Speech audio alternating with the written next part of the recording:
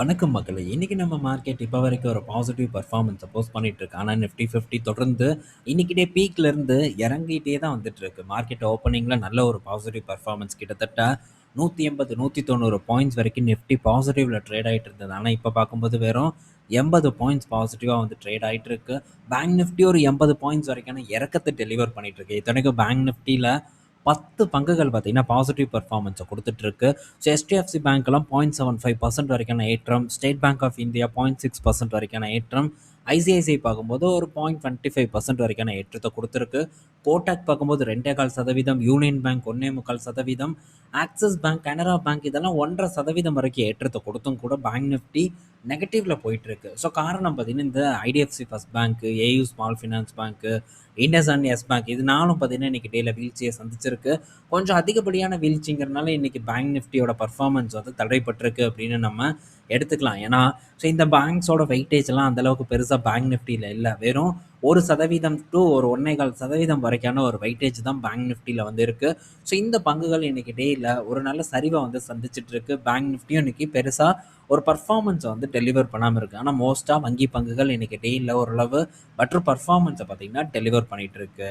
So அடுத்தது பார்த்தீங்கன்னா இன்னைக்கு ஐடிஎஃப்சி ஃபர்ஸ்ட் பேங்கோட வீழ்ச்சியை தான் நம்ம ஃபஸ்ட்டு நம்ம டிஸ்கஸ் பண்ண போகிறோம். ஸோ ஐடிஎஃப்சி ஃபர்ஸ்ட் பேங்க் பார்த்தீங்கன்னா இன்னைக்கு டேயில் ஒரு ரூ. 66 வரைக்கும் பார்த்தீங்கன்னா கீழே போச்சு. இப்போ பார்க்கும்போது அரௌண்ட் ஒரு ரூ.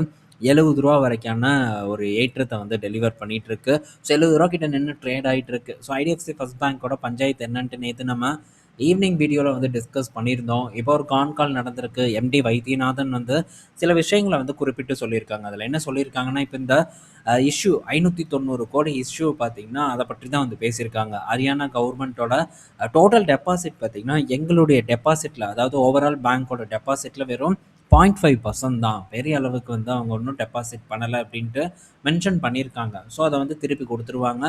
அது போக பார்த்தீங்கன்னா இன்னொரு ஒரு ப்ரெஷர் என்னென்னா, இப்போ ஹரியானா கவர்மெண்ட் இங்கேருந்து காலி பண்ணுறாங்க. ஐடிஎஃப்சி ஃபர்ஸ்ட் பேங்கோட டெபாசிட்லாம் வந்து எடுக்கிறாங்க. இதனால் மற்ற அரசாங்கமும் இதிலேருந்து டெபாசிட் எடுத்தாங்கன்னா ஒரு ப்ரெஷரை பார்த்தீங்கன்னா ஐடிஎஃப்சி ஃபர்ஸ்ட் பேங்க் வந்து ஃபேஸ் பண்ணும் அப்படிங்கிற எதிர்பார்ப்பு மார்க்கெட்டில் ஓடிட்டுருக்கு. ஸோ நடக்கலாம், இல்லை நடக்காமலும் வந்து போகலாம். ஸோ ஓவரால் டெபாசிட்டில் 10% டெபாசிட் பார்த்தீங்கன்னா கவர்மெண்ட் வச்சுருக்காங்க. இதுவும் ப்ராப்ளம் இல்லை அப்படின்ட்டு ஐடிஎஃப்சி ஃபர்ஸ்ட் பேங்கோட எம்டி வந்து தெரியப்படுத்தியிருக்காரு. அது போக பார்த்தீங்கன்னா ஸோ இந்த நான் என்ன எக்ஸ்பெக்ட் பண்ணேன்னா, இந்த அளவுக்கு ஒரு வீழ்ச்சி வராது. ஏன்னா ஸோ இந்த பணத்தை எப்படியும் ரெக்கவர் பண்ணிடுவாங்க. எப்படியும் இங்கேருந்து இன்னொரு அக்கௌண்ட்டுக்கு ட்ரான்ஸ்ஃபர் ஆகிருக்கும். ஸோ ரெக்கவர் பண்ணிடுவாங்க. இதனால் பெரிய ஒரு பாதிப்பு வராதுன்னு நினச்சேன். ஆனால் 2020க்கு அப்புறம் மிகப்பெரிய ஒரு டவுன்ஃபால் பார்த்தீங்கன்னா ஐடிஎஃப்சி ஃபர்ஸ்ட் பேங்க்குக்கு இன்னைக்கு நடந்த ஒரு டவுன்ஃபாலாக தான் வந்து இருக்குது. அடித்து துவம்சம் பண்ணியிருக்காங்க. ஸோ இப்போ அந்த எம்ப்ளாயி மேலே ஆக்ஷன் எடுத்துருக்கிறதாவும் ஐடிஎஃப்சி ஃபர்ஸ்ட் பேங்க் சொல்லியிருக்காங்க. ஃபாரன்சிக் ஆடிட் நடந்துட்டுருக்கு. ஸோ இந்த ஒரு 590 கோடி இழப்பு பார்த்தீங்கன்னா பேங்க்குக்கு எந்த விதமான நஷ்டத்தையும் ஏற்படுத்தாது. நாங்கள் ஃபினான்ஷியலாக ஸ்ட்ராங்காக இருக்கோம் அப்படின்ட்டும் ஐடிஎஃப்சி ஃபர்ஸ்ட் பேங்க் வந்து மென்ஷன் பண்ணியிருக்காங்க. ஸோ இதெல்லாம் பார்த்தீங்கன்னா இந்த கால்ல எம்டி வைத்தியநாதன் வந்து தெரியப்படுத்தியிருக்காங்க. ஸோ என்னதான் வந்து தெரியப்படுத்தினாலும் பேங்க்கில் ஒரு பஞ்சாயத்து ஏற்பட்டிருக்கு. ஸோ மார்க்கெட் என்ன ஃபீல் பண்ணுதுன்னா, கவர்மெண்ட்டுக்கே இந்த நிலைமையா அப்படின்னு தான் பேங்க் டெஃபினட்டாக, அதாவது மார்க்கெட் டெஃபினட்டாக ஃபீல் பண்ணோம். மக்களும் அதை தான் வந்து ஃபீல் பண்ணுவாங்க. ஏன்னா சாதாரண ஒரு தனி மனிதன்கிட்ட வந்து இந்த மாதிரியான வேலைத்தனத்தை பண்ணியிருந்தா யாருக்கும் பயம் வராது. ஆனால் கவர்மெண்ட் அக்கௌண்ட்டுன்னு தெரிஞ்சே கை வச்சிருக்கான்னா அவன் எவ்வளோ பெரிய ஒரு ஆளாக இருப்பான், நீங்களே வந்து நினச்சி பாருங்கள். ஸோ கவர்மெண்ட் அக்கௌண்ட்டுன்னு தெரிஞ்சே கை வச்சவன் நம்ம அக்கௌண்ட்டில் கை வைக்க மாட்டான் அப்படிங்கிற என்ன ஒரு நிச்சயம் இருக்கும் அப்படின்ட்டு டெஃபினட்டாக டெபாசிட்டர் வந்து திங்க் பண்ணுவாங்களா மாட்டாங்களாங்கிறத தாராளமாக நீங்களே கமெண்ட் பண்ணலாம். ஸோ என்னை பொறுத்த வரைக்கும் டெஃபினட்டாக வந்து திங்க் பண்ணுவான். காசு மேலே அக்கறை இருக்கிறவன். ஸோ இல்லாதவன் திங்க் பண்ண மாட்டான். சரி போடுவோம் அப்படின்ட்டு வந்து போடுவாங்க. இது ஒரு பெரிய கன்சர்னாக வந்து மார்க்கெட்டில் ஏற்பட்டிருக்கு. ஸோ அதனால் ஒரு நற்பெயர் பாதிப்பு வந்து ஏற்பட்டுருக்கு. இன்றைக்கி டேயில் ஒரு பெரிய பிளாக் டீல் நடந்திருக்கு. 1400 க்ரோர்ஸ் கிட்ட பார்த்தீங்கன்னா ஸ்டாக்ஸ் வந்து எக்ஸ்சேஞ்ச் ஆகிருக்கு. 67 ரூபா அப்படிங்கிற ஒரு ஆவரேஜ் ப்ரைஸில் பங்குகள் கைமாறி இருக்குது. யார் விற்றுருக்கா, யார் வாங்கியிருக்காங்கிற ஒரு விவரம் நமக்கு இப்போ வரைக்கும் வந்து தெரியாமல் தான் வந்து இருக்குது. மேபி ஈவினிங் தெரியலாம், இல்லைன்னா நமக்கு நாளைக்கு காலையில் கூட வந்து தெரியலாம். ஸோ வெயிட் பண்ணுங்கள், நம்ம பார்த்துட்டு டிஸ்கஸ் பண்ணுவோம். ஸோ இப்போது ஐடிஎஃப்சி ஃபர்ஸ்ட் பேங்க்கில் என்ன நிலைமை, நம்ம என்ன பண்ணலாம் அப்படிங்கிற கேள்வி இருக்கலாம். கன்சிடர் பண்ணலாமா அப்படி இப்படின்ட்டு. பட் நான் வந்து இப்போதைக்கெல்லாம் வந்து இதெல்லாம் கன்சிடர் பண்ணுறதை பற்றி திங்க் பண்ண மாட்டேன். ஸோ இந்த பேங்க் வந்து நான் வெறுக்கக்கூடிய ஒரு பேங்க் இல்லை. மேபி இது ஒரு நல்ல அட்ராக்டிவான ஒரு ரேட்டுக்கு வந்ததுன்னா டெஃபினட்டாக வந்து இதை கன்சிடர் பண்ணுவேன்ட்டு இதுக்கு முன்னாடியே அவங்க கூட வந்து நான் டிஸ்கஸ் பண்ணியிருக்கேன். ஸோ அந்த மாதிரியான ரேட் வந்து எனக்கு இந்த பேங்க்கில் இன்னும் வந்து பெறலை. ஏன்னா அந்த மாதிரியான ஒரு ரேட்டில் நம்ம வாங்கும்போது நம்ம ரிஸ்க் பார்த்தீங்கன்னா மினிமைஸ் பண்ணப்படும். ஸோ இந்த சின்ன பேங்க்கில் ஸோ ஃப்யூச்சரில் பெரிய ஒரு மல்டி பேக்கர் ரிட்டர்னை கொடுக்கும் அப்படிங்கிறதுக்காக ஸோ எல்லா விலையிலையும் வாங்கக்கூடிய ஆள் நான் இல்லை. மேபி ஏதாச்சும் ஒரு டைமில் அட்ராக்டிவான வாய்ப்பு கிடைச்சதுன்னா அப்போ பார்க்கலாம். ஸோ நான் கூட ஸ்விங்குக்காச்சும் ஏதாச்சும் ஒரு வாய்ப்பு இன்னைக்கு ஏற்படும் அப்படின்னு நான் நினச்சேன் மார்க்கெட் வீழ்ச்சியினப்போ. ஆனால் ஸ்விங்குக்கு கூட எந்த விதமான ஆப்பர்ச்சுனிட்டியும் ஏற்படலை. கரண்ட்டாக ரூ. 70 கிட்ட பார்த்தீங்கன்னா இந்த ஐடிஎஃப்சி ட்ரேட் ஆகிட்டு இருக்கு. ஸோ இன்னைக்கு டே லோ பார்க்கும்போது ரூ. 66.80 கிட்ட இருக்கு. ஸோ வெயிட் பண்ணி பார்ப்போம் ஃபர்தராக என்ன ஒரு விஷயங்கள் இந்த ஐடிஎஃப்சி ஃபர்ஸ்ட் பேங்க்ல நடக்குதுன்ட்டு. மேபி இது ஃபியூச்சரில் ஒரு நல்ல அட்ராக்டிவான இடத்துக்கு போகுமான்னு தெரியல. போச்சுன்னா ஓகே, போச்சுன்னா அப்போ இதோட ஆப்பர்ச்சுனிட்டி வந்ததுன்னா அப்போ நம்ம இதை பற்றி டிஸ்கஸ் பண்ணுவோம். அதர்வைஸ் ஏதாச்சும் ஒரு ஷார்ட் டேர்முக்கு ஸ்விங் பண்ணுறதுக்கு ஏதாச்சும் ஒரு சான்ஸ் கிடைச்சாலும் நம்ம இதை பற்றி டிஸ்கஸ் பண்ண ட்ரை பண்ணலாம்.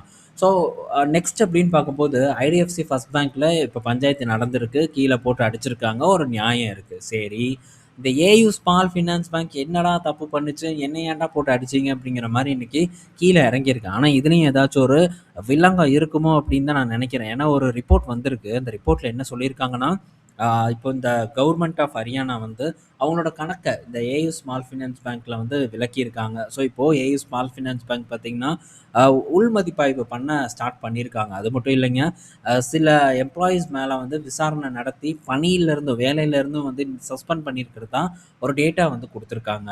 ஸோ இங்கே எதுக்கு சம்மந்தமே இல்லாமல் இதெல்லாம் நடக்குது அப்படின்ட்டு தெரியல.